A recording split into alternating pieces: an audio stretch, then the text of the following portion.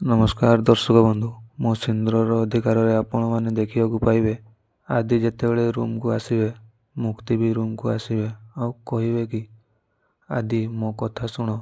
ଆଉ ତାପରେ ଆଦି କହିବେ କି ମୁଁ କିଛି ବି ଆଉ ଶୁଣିବାକୁ ଚାହୁଁନାହିଁ ମୁକ୍ତି। ମୁଁ କହିଦେଲି ନା, ମୁଁ ସେ ପିଲାକୁ କେବେ ବି ଗ୍ରହଣ କରିପାରିବିନି।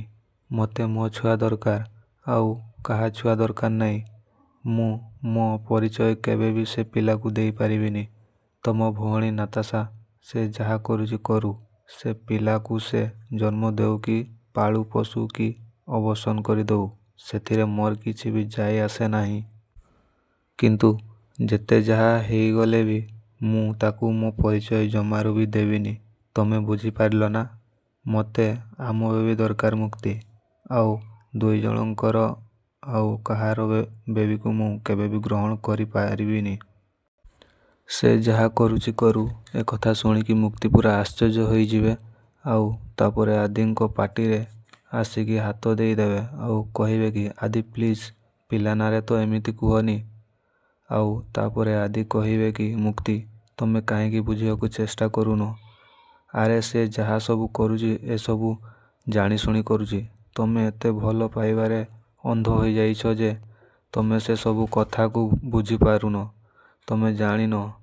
ଆରେ ତାକୁ କହିନଥିଲି ନା ଆମ ବିନା ପରମିଶନରେ ତାକୁ କିଏ କହିଥିଲା ABSC ଦ୍ୱାରା ପ୍ରେଗନେଣ୍ଟ ହେବା ପାଇଁ।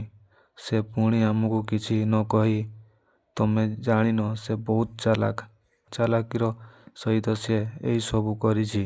ତମେ କିଛି ବି ବୁଝିପାରୁନ ମୁକ୍ତି। ଆଉ ମୁଁ ସେ ପିଲାକୁ କେବେ ବି ଗ୍ରହଣ କରିବିନି। ତମେ ଜାଣିନ ମୁଁ ସେ ନାତାଶାକୁ କେତେ ଘୃଣା କରେ। ମୁଁ ତାକୁ ଜମାରୁ ବି ପସନ୍ଦ କରେନି।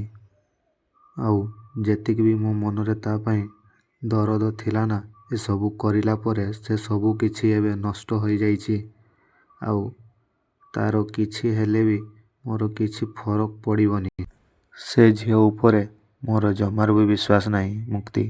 ତମେ ଯେତେ ଚେଷ୍ଟା କଲେ ବି ମୁଁ ଭଲ ବୋଲି କହିପାରିବିନି। କାରଣ ସେ ସବୁ ଯାହା ସବୁ କରିଛି ନା, ସେ ସବୁ ଏକ୍ଜାକ୍ଟଲି ଜାଣିଶୁଣି କରୁଛି। ମୁଁ ଏବେ ବୁଝିପାରୁଛି ଜେଜେମା ଏକଦମ ଠିକ କଥା କହୁଥିଲେ। ନାତାଶା ଏସବୁ ଜାଣିଶୁଣି କରୁଛନ୍ତି। ସେ ଆମ ସହିତ କିଛି ଗୋଟେ ଗେମ୍ ଖେଳିବା ପାଇଁ ଚେଷ୍ଟା କରୁଛନ୍ତି।